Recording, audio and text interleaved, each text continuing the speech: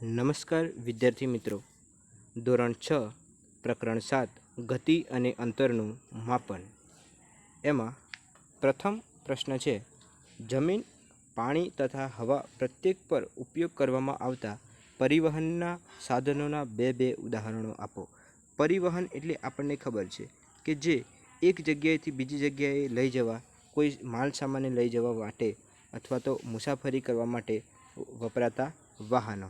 તો અહીં આપણે જમીન પરની વાત કરીએ તો જમીન પર તો આપણે ઘણી સંખ્યામાં આપણે પરિવહનના ઉદાહરણ જોઈ શકીએ. તો અહીંથી કેટલાક ઉદાહરણ જોઈએ, જેમ કે અહીંયા છે બસ.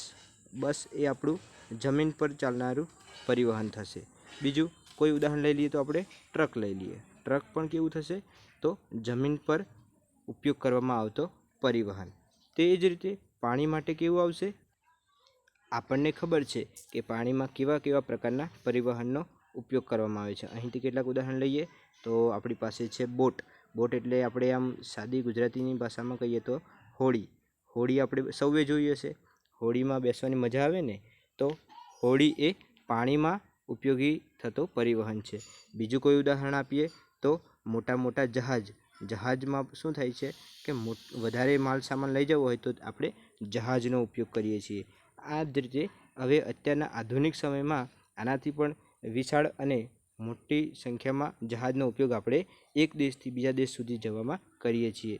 આ જહાજમાં જે આપણે પરિવહનનો ઉપયોગ કરીએ એ સૌથી સસ્તો અને સરળ ઉપાય રહે છે.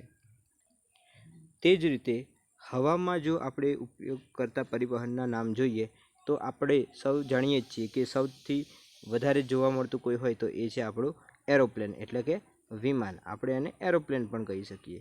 અને બીજું શું હોઈ શકે? તો બીજું તો આપણે હેલિકોપ્ટરને જોઈએ છીએ, તો હેલિકોપ્ટર પણ ગણાય. બીજું શું હોઈ શકે? તો આમ તો માલ સામાન માટે તો ખાસ કરીને આપણે હેલિકોપ્ટર અને વિમાનનો જ ઉપયોગ કરીએ છીએ. આમ છતાંય કેટલાક જેટ વિમાન, બરાબર છે, અને કેટલાક અન્ય જેમ કે બલૂન તમે જોયા હશે તેનો પણ આપણે ઉપયોગ કરીએ છીએ. તો આ રીતે આપણે જમીન, પાણી તથા હવા પ્રત્યેક પર ઉપયોગ કરવામાં આવતા પરિવહનના સાધનોના બે ઉદાહરણો જણાવ્યા. આ ઉપરાંત તમે રોડ ઉપર અને પાણીમાં ચાલતા અન્ય પરિવહનના નામ આપી શકો છો.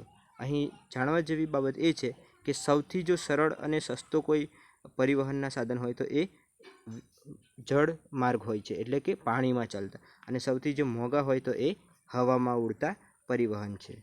Thank you.